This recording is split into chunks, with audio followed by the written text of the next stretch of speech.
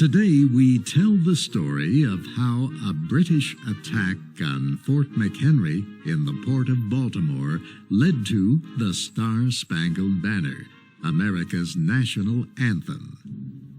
In the summer of 1814, British forces attacked Washington, D.C.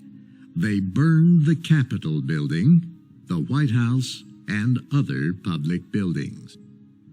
Then they withdrew to their ships in the Chesapeake Bay. British General Robert Ross and Admiral George Cockburn led the attack on Washington. Next, they planned to attack Baltimore, but the people of Baltimore expected the attack and began to prepare for it. 50,000 of them built defenses around the city. The port of Baltimore was protected by Fort McHenry.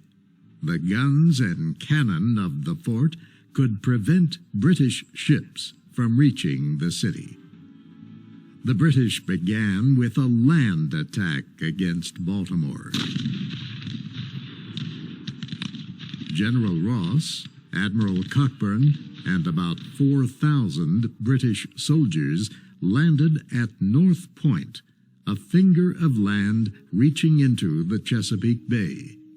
From North Point, it was a march of about 22 kilometers to Baltimore. The British began marching at about 7 in the morning. General Ross and Admiral Cockburn stopped their men after an hour.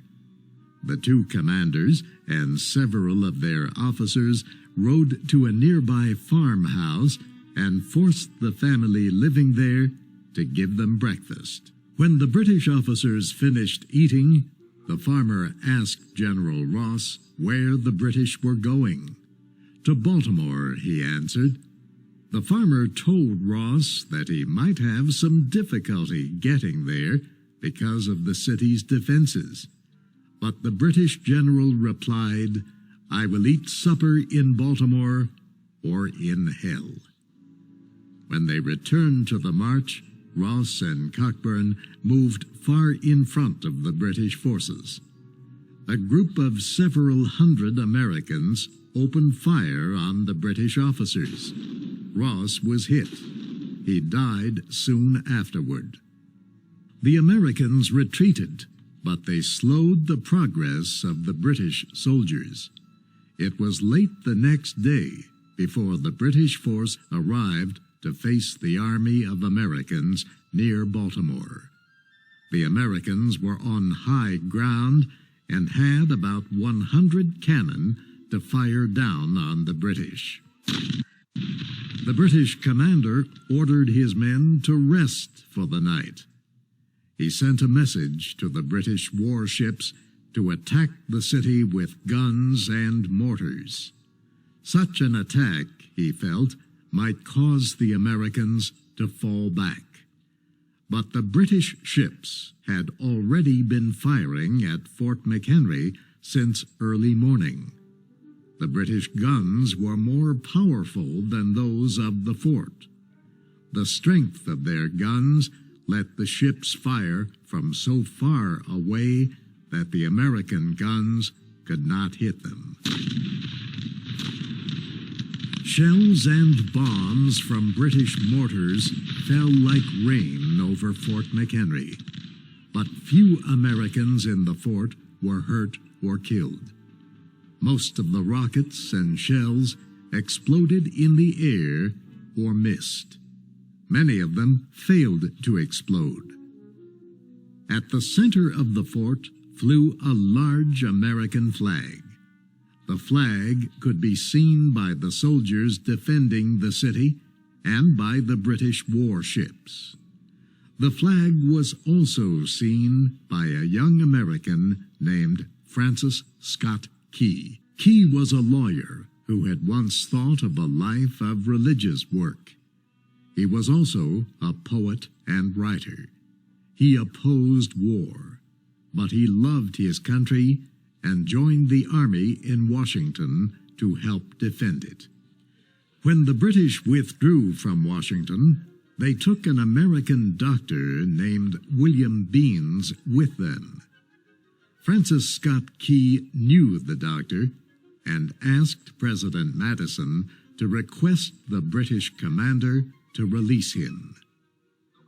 President Madison wrote the request, and Key agreed to carry it to Admiral Cockburn. Key also carried letters from wounded British soldiers in American hospitals.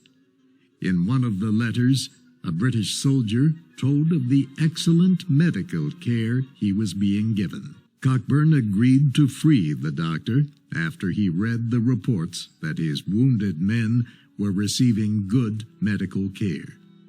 But Cockburn would not permit the doctor or Key or a man who came with him to return to land until after the attack.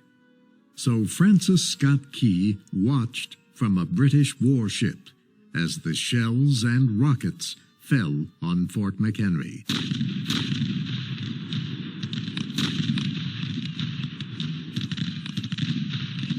Years later, he said, "I saw the flag of my country waving over a city, the strength and pride of my native state, a city devoted to plunder and desolation by its assailants. I witnessed the preparation for its assaults. I saw the array of its enemies as they advanced to the attack. I heard the sound of battle. The noise of the conflict fell upon my listening ear and told me that the brave and the free had met the invaders." All through the rainy day, the attack continued. Dr. Beans, watching with Key, had difficulty seeing the flag. He kept asking if the stars and stripes still flew above the fort. Until dark, Key could still see it. After that, he could only hope. Britain tried to land another force of men near the fort, but the Americans heard the boats and fired at them. The landing failed. Shells and rockets continued to rain down on Fort McHenry. At times, the fort's cannon answered. That told Key that the Americans had not surrendered. The British troops east of Baltimore spent most of the night trying to keep dry. Commanders could not decide if they should attack or retreat. Finally, orders came from the admiral. "Withdraw to your ships." A land attack against Baltimore's defenses would not be attempted. At first light of morning, British shells were still bursting in the air over the fort. The flag had holes in it from the British shells, but it still flew. The British shelling stopped at 7 o'clock. Key took an old letter from his pocket, and on it he wrote a poem about what he had seen. Oh, say, can you see by the dawn's early light what so proudly we hailed at the twilight's last gleaming, whose broad stripes and bright stars through the perilous fight o'er the ramparts we watched were so gallantly streaming, and the rockets' red glare, the bombs bursting in air, gave proof through the night that our flag was still there.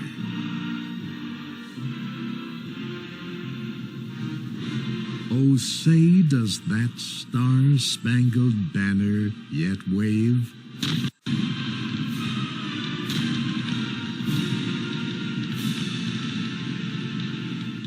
O'er the land of the free and the home of the brave?